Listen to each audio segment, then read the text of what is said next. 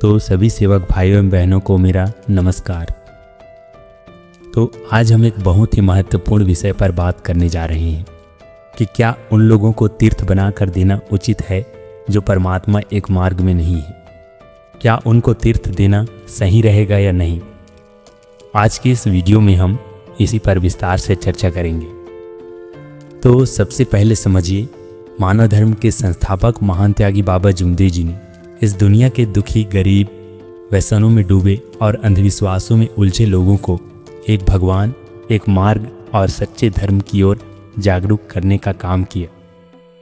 उन्होंने हमें ये सिखाया कि भगवान कहीं बाहर नहीं है, बल्कि इसी मार्ग में सेवकों के पास है, सबकी आत्मा में है। अब सवाल ये है, क्या हमें बाहर के लोगों को तीर्थ बनाकर देना चाहिए जो मार्ग में नहीं है। तो देखो, परमात्मा एक मार्ग में तीर्थ अमृत से कम नहीं है, ये हम सब सेवक जानते हैं। ये सिर्फ पानी का गिलास नहीं, बल्कि भगवान बाबा हनुमान जी के नाम से जागृत होकर बनाया गया दिव्य अमृत है। चाहे परिवार का कोई छोटा बच्चा ही क्यों न तीर्थ बनाए, उसमें भी उतनी ही शक्ति और उतना ही असर होता है जितना बड़े सेवक के बनाए हुए तीर्थ में। महान त्यागी बाबा जुमदेव जी ने साफ कहा है, इस दुनिया के सारे देवी देवता, पंडा पुजारी और साधु संत एक तरफ और मेरा सेवक एक तरफ। यानी भगवान ने अपने सेवकों को इतनी दैवी शक्ति दी है कि उनके बनाए हुए तीर्थ से बड़ा दुख पल भर में मिट सकता है।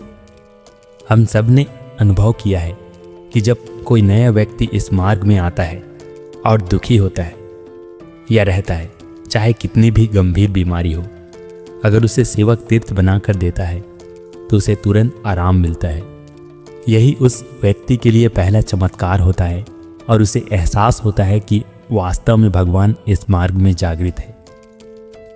जब हम इस मार्ग में नहीं थे तब हम भी परेशान थे, बीमारियों, दुखों और अंधविश्वासों में डूबे रहते थे और अपने दुख, अपने तकलीफ की वजह से हम कई प्रकार के पंडा पुजारी, साधु संत, मंदिर, मस्जिद चारों दिशाओं घूम गए, लेकिन हमें कहीं भी सुख समाधानी नहीं मिला।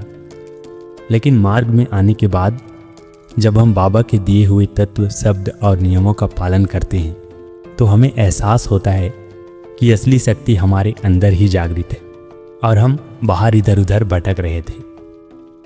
इसलिए कोई भी सेवक चाहे जब चाहे स्वयं तीर्थ बनाकर अपना दुख दूर कर सकता है।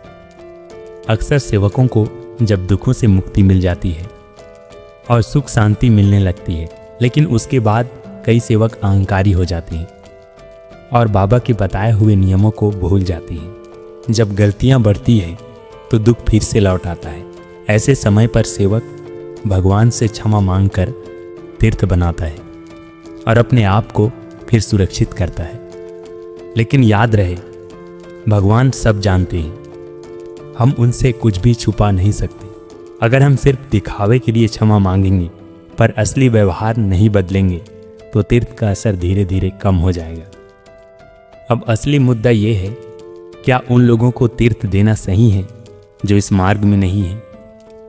तो देखो, अगर कोई भी दुखी व्यक्ति सेवक से तीर्थ मांगता है तो उसे 1-2 बार तीर्थ दिया जा सकता है ताकि उसे अनुभव हो कि इस मार्ग में शक्ति जागृत है।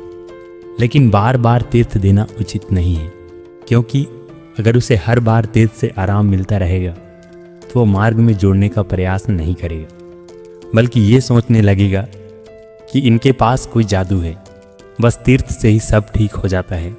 और जब हम मना करेंगे तो बदनामी भी हो सकती है। इसलिए सही तरीका ये है कि पहले उसे मार्ग स्वीकार करने के लिए तैयार करें। जब वो वचन देता है कि वो परमात्मा एक मार्ग को अपनाएगा, तभी उसे तीर्थ देना चाहिए। याद रहे, तीर्थ साधारण पानी नहीं है, यह सिर्फ उसी को लाभ देता है जिसने अपने पुराने पूजा पाठ, अंधविश्वास और व्यसन को छोड़कर एक भगवान बाबा हनुमान जी को स्वीकार करने का वचन दिया हो। तो सेवकों के लिए ये समझना जरूरी है कि तीर्थ का महत्व बहुत बड़ा है। यह भगवान की जागृत शक्ति से भरा हुआ है।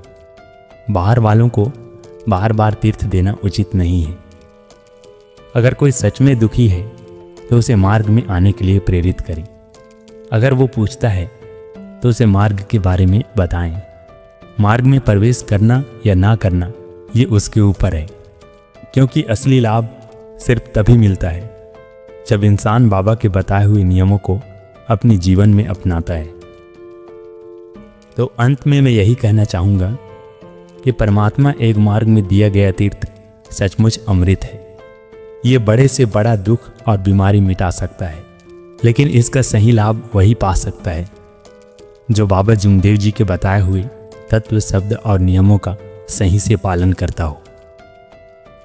तो इस वीडियो में बस इतना ही। अगर इस वीडियो से आपको कुछ सीख मिला हो तो वीडियो को लाइक और चैनल को सब्सक्राइब करना ना भूलें, क्योंकि मैं इसी तरह इस चैनल पर नए नए परमात्मा से संबंधित वीडियो लेकर आता रहता हूँ। नमस्कार, धन्यवाद।